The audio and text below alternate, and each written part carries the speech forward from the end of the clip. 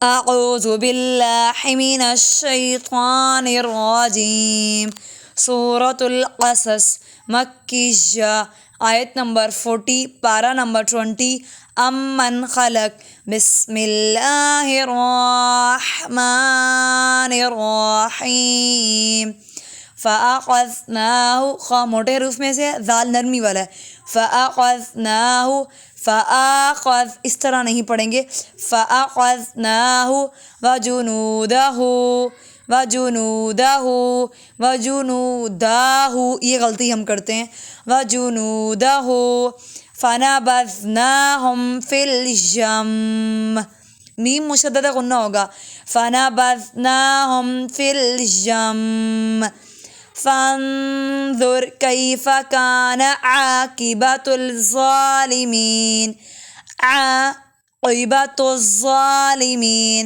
فَانظُرْ کیف، کاف باریک ہے، کیف کان، دونوں کاف باریک ہے،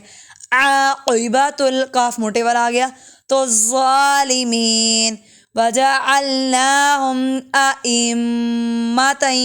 یدعون الی النار، ائمہ میں میم مشددہ غنہ کریں گے، تئی میں دو زبر بھی ہے اس لیے غنہ ہوگا، اور الی النار میں نون مشدد ہے اس لیے غنہ ہوگا، وجعلناہم ائمۃ یدعون الی النار، ہم غلطی کرتے ہیں یدعونا، نون کو بھی لمبا کرتے جو کہ بلا وجہ لمبا ہوگا، نون بالکل لمبا نہیں ہوگا، یدعون الی النار، ویوم القیامۃ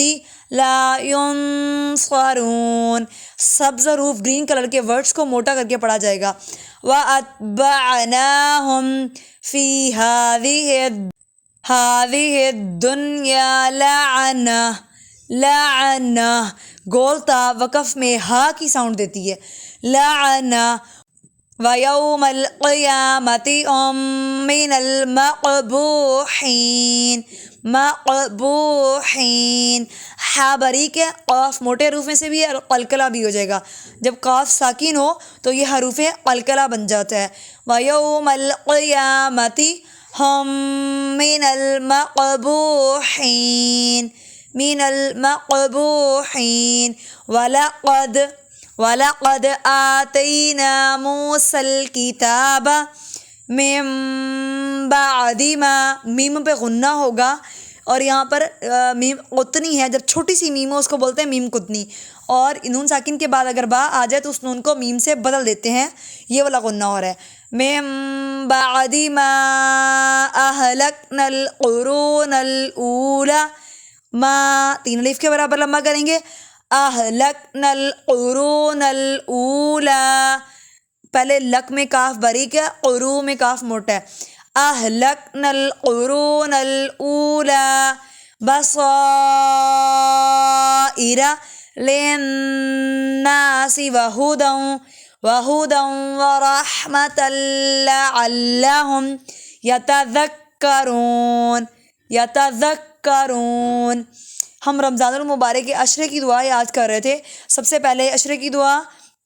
وہ بھی ہم نے مکمل کر لی، پھر دوسرے عشرے کی دعا استغفر اللہ ربی من کل ذنب واتوب الیہ، اور پھر تیسرے عشرے کی دعا جو کہ ہم نے پڑھی تھی اللہم اجرنا من النار۔ اب ہم آج کے سبق میں کریں گے لیلۃ القدر کی دعا، کہ جو شب قدر میں دعائیں پڑھی جاتی تھیں، تو آپ صلی اللہ علیہ وسلم زیادہ تر یہ دعا پڑھتے تھے، اللہم انک عفو تحب العفو